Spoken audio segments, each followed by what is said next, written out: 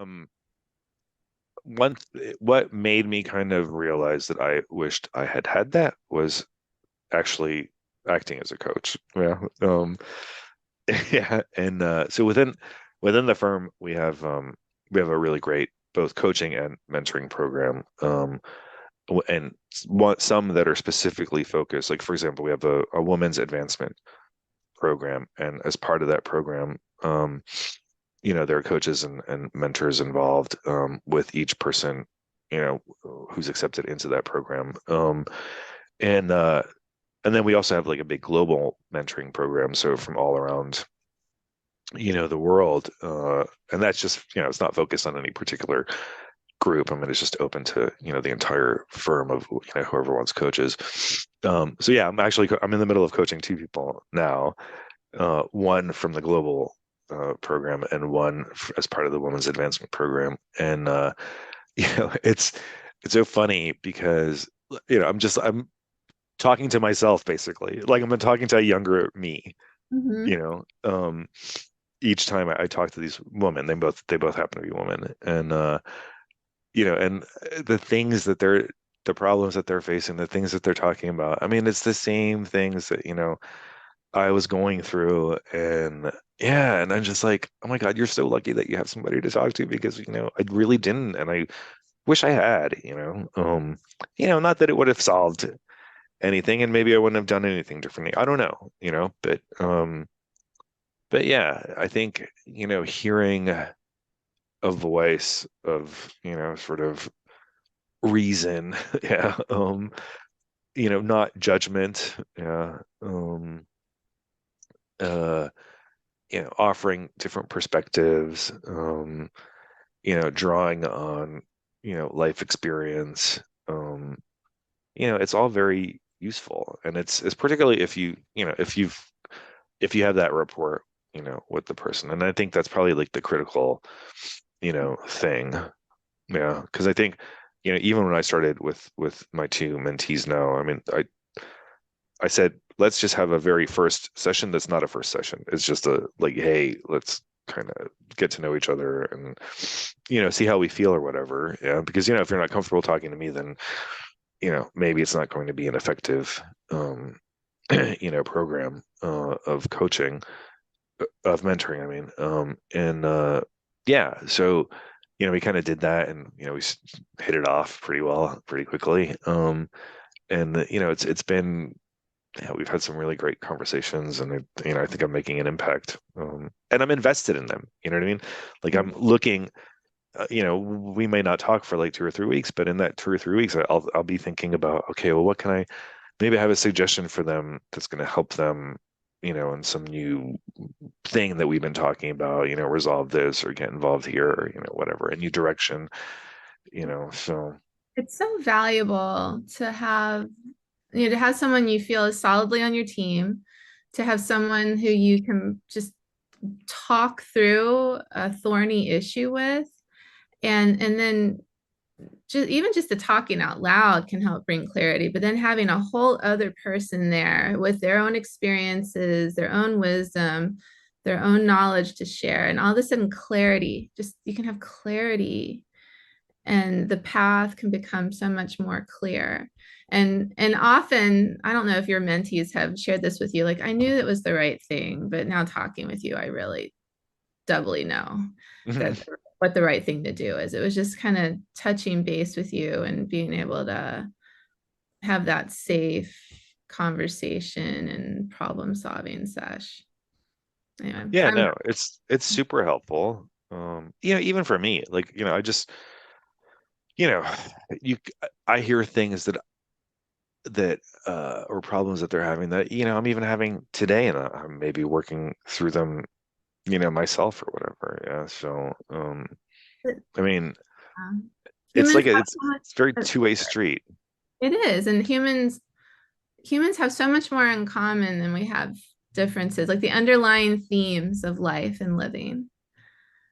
Um, maybe the exact details are a little bit different, but the underlying themes are all the same. And it sounds like you're really able to connect well.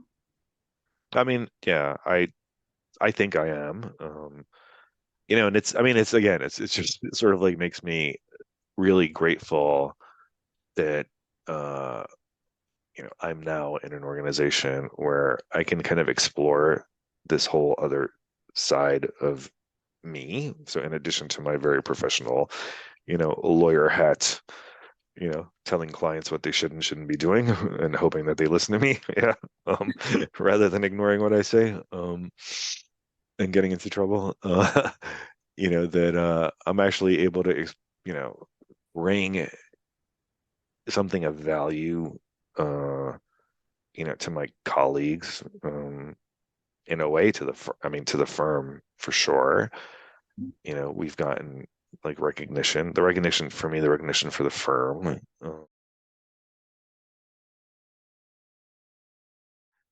We like one of the things that I've been doing here in Poland is that we've gotten involved in an organization that is a network of LGBTQ plus employee resources groups in different companies, who are based here in Poland. It's mostly like big international, companies who are here, um, and who all have organizational structures like similar to what we have in Dentons, some more developed, some less developed, but all of whom are committed, to sort of inclusive, workplaces, particularly for LGBTQ plus, employees, and that has been, it's really great because we get out and we meet other people in other companies. We learn from what they're doing. They learn from what we're doing.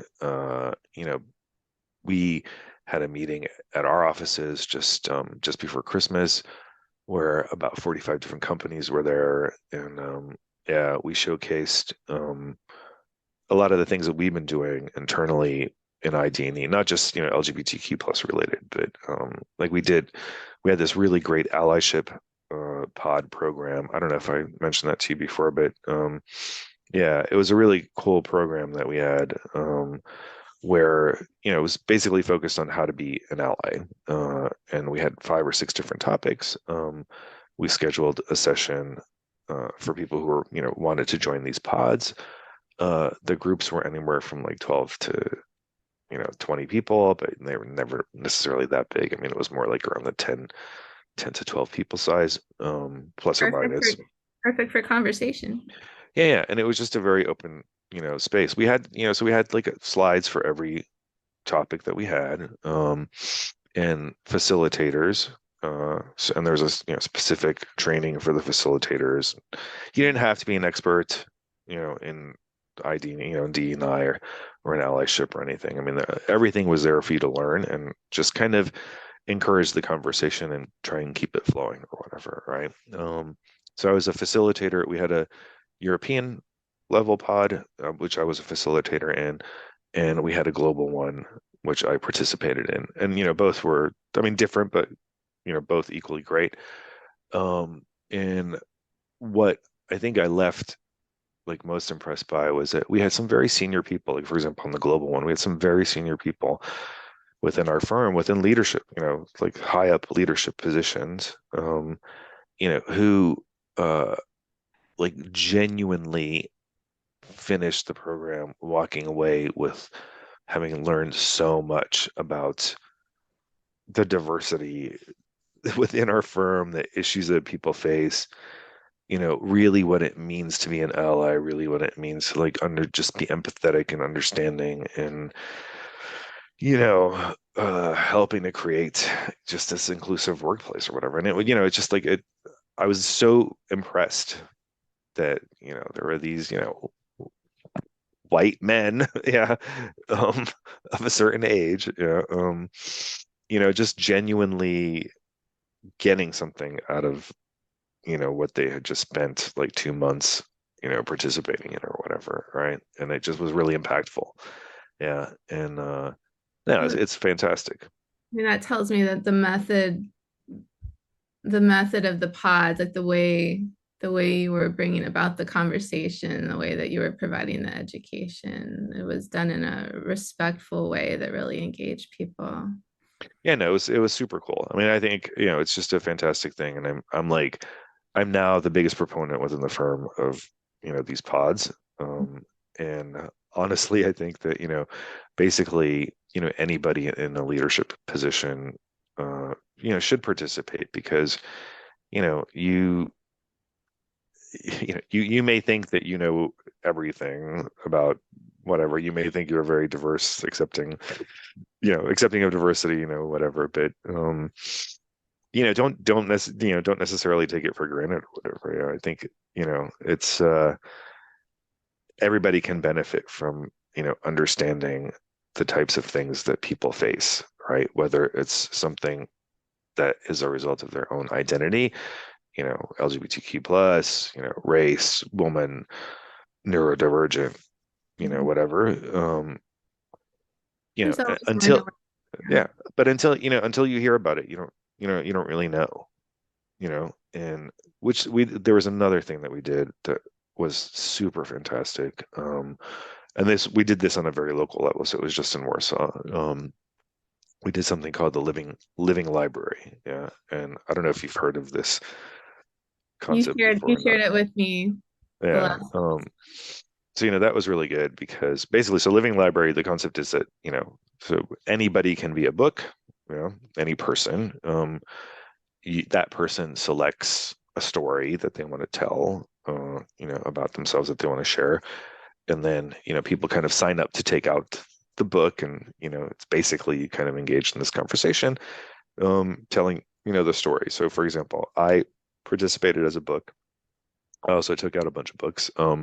My story was, what did I call it? I think I said it was called Kicking Cancer's Ass, Gaining Strength Through Vulnerability, right? And, basically I talked about how, you know, the fact I was able to get through everything that I have gone through in the past, year and a half since I was diagnosed with cancer, just by being open about it and sharing about it. And that just opened up so much love and support, from people. The more I opened up about it, the more people I opened up about it too, the more love and support I was getting and feeling. And, just kind of energized by that, that like helped me find the strength within myself to just, okay, screw this cancer. I'm going to kick its ass and I'm, going to come out on the other end fine. Right. But, I took out books, of somebody who, uh, you know, was like, I almost starved myself or whatever to death. Yeah. Like an anorexic person, or, my kid has ADHD,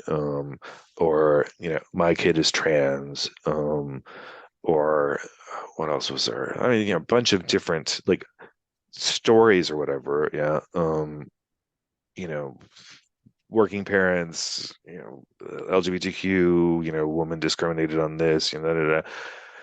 That I felt that like, I learned so much from that, right?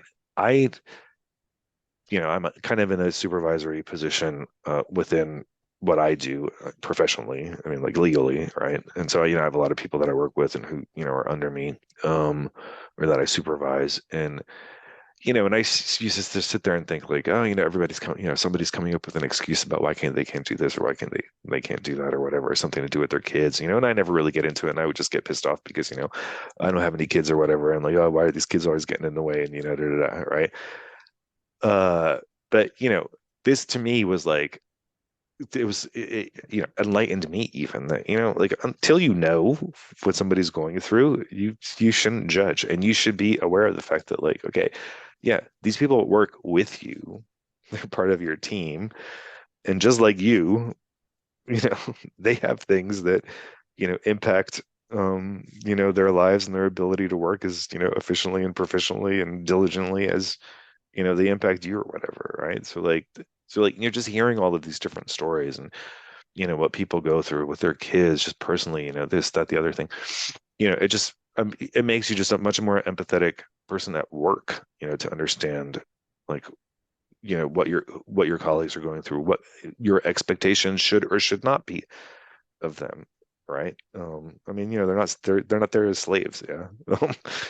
Just like you, right? So I mean, so all these things that we're doing, I think are really great. And when we highlighted this to the group that came to our office, I mean, the feedback was just fantastic from people, and so, I mean, there's so much that companies and organizations do in this sphere that I think is like, really just fantastic. Yeah. And um, I think people want this, you know. I Um, agree with you. I think they do. Work, the ability to work and to support yourself and support your family, that's one of the things that we need to do, but also to connect with other people and to feel heard and understood and to understand others, and that's what brings the richness. yeah, yeah, yeah. And I I, really appreciate you sharing that last part with us, because I feel like we're going out on a high note. I want to reassure the audience that Adam did indeed kick cancer's ass, and so he's healthy and doing well right now. Thank you for your vulnerability with that. And once again, my appreciation to you. I really enjoyed today's talk and the talks we've had previously, and just was so happy to be able to bring you to our audience today. well, thanks, thanks for the opportunity. I think as I mentioned, I mean, this is something that, I'm particularly passionate about. It's something that I, recently, just within the last, 2 years or less even, found, within myself. And it's something that I'm really driven by. And I think, and I see the impact that it's having, within our workplace. And I see the impact that it's having and generally, across companies, from colleagues that I know in other companies. And, people, I think, the statistics that we see about, loneliness being such a big issue or whatever these days, people kind of crave this connection. And if you can help create that at work, you're just going to have happier, more productive, employees who really are going to contribute to the success of your organization, so encourage it, you know. Thank you, Adam. I agree with everything you just said. Thank you so much. And I Sure. hope you have a great day. Thanks, you too.